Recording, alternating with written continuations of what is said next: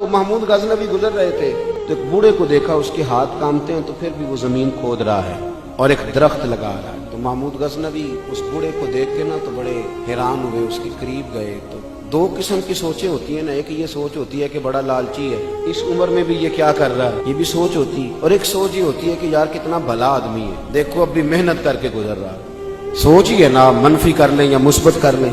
محمود غزنوی آگے بڑھے اور آگے بڑھ کے نا تو آپ اس بوڑھے سے کہنے لگے کہ بابا یہ کیا کر رہے ہو؟ تو کہنے لگے میں درخت لگا رہا ہوں۔ تو کہنے لگے بزرگوں اب آپ کی جو عمر ہے نا، یہ عمر نہ تو آپ اس کے پھل کھا سکیں گے، نہ چھاؤں میں بیٹھ سکیں گے، اور آپ کو تکلیف بھی بڑی ہے۔ تو بابا جی محمود کو جانتے ہی نہیں تھے، پلٹ کے کہنے لگے بیٹا چلو میں نہیں پھل کھاؤں گا تو میرے پوتے تو کھائیں گے نا، میرے نواسے تو کھائیں گے نا، تو آپ چھوڑے مجھے، میں تو اگلی نسلوں کا بھلا کر رہا ہوں۔ اب یہ سوچ ہماری بڑی کم ہوتی ہے۔ تو محمود غزنوی بادشاہ تھے، بڑے راضی ہوئے، کہنے لگے یار بابا تیری تو سوچ بڑی شاندار ہے، قوم کا نفع کرنے والی سوچ ہے۔ اس نے کہا ایک تھیلی اشرفیوں کی بابا جی کو دے دو۔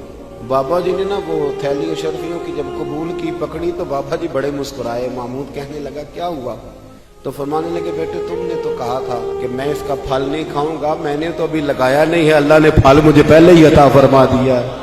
محمود بڑا راضی ہوا، اس نے کہا یار بابا تو بڑی اونچی سوچ کا مالک ہے، ایک تھیلی اور دو بابا جی کو، اور دے دو ایک تھیلی۔ ایک اور تھیلی دی بابا جی کو، تو بابا جی پھر ہنسے، کہنے لگے محمود میرا خلوص دیکھ، میں اللہ کے بندوں کا نفع کرنا چاہتا تھا نا، تو میں نے ابھی لگایا نہیں۔ لوگوں کے باغ میں سال میں ایک دفعہ پھل لگتا ہے، اللہ نے مجھے 2 دفعہ پھل عطا کر دیا۔ محمود نے کہا تیسری بھی دو بھی بابا جی کو تھیلی۔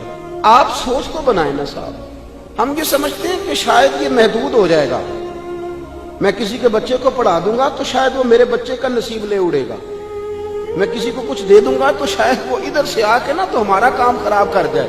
او بھائی ایسا نہیں ہوتا، اس کو سمجھ، میرا رب تو بڑا کریم ہے، تو بانٹتا جاتا ہے تو اللہ تجھے نوازتا جاتا ہے۔ حضرت عبداللہ ابن عمر رضی اللہ تعالیٰ عنہ نے ایک 100 دینار الگ کر کے رکھا ہوا تھا، پورا 100 دینار، بہت بڑے پیسے ہوتے تھے اس زمانے میں۔ تو آپ کے بچے کہتے کہ ابا جی یہ پیسے سائڈ پہ کیوں رکھے ہوئے ہیں؟ تو فرماتے پتر یہ میں نے لوگوں کو ادھار دینے کے لیے رکھے۔ خاصی مشکل بات بھی کر دی میں نے، ہماری تو دکانوں پہ لکھا ہوا ہے ادھار بند ہے، موٹا کر کے لکھا ہوا ہے ادھار بند ہے، یعنی نقد والے آ جاؤ، ادھار والے بالکل نہ آنا۔ ادھار کون لیتا ہے؟ غریب آدمی۔ اور ہمارا کیا حال ہے؟ بھائی وہ یہ نہیں کہہ رہا کہ مجھے بھیک دے دو، وہ کہہ رہا یار ذرا مہربانی کرو۔ حضرت عبداللہ ابن عمر 100 دینار ہے، ابا جی یہ کس لیے ہے؟ تو فرماتے یہ میں نے ادھار دینے کے لیے رکھا ہوا ہے۔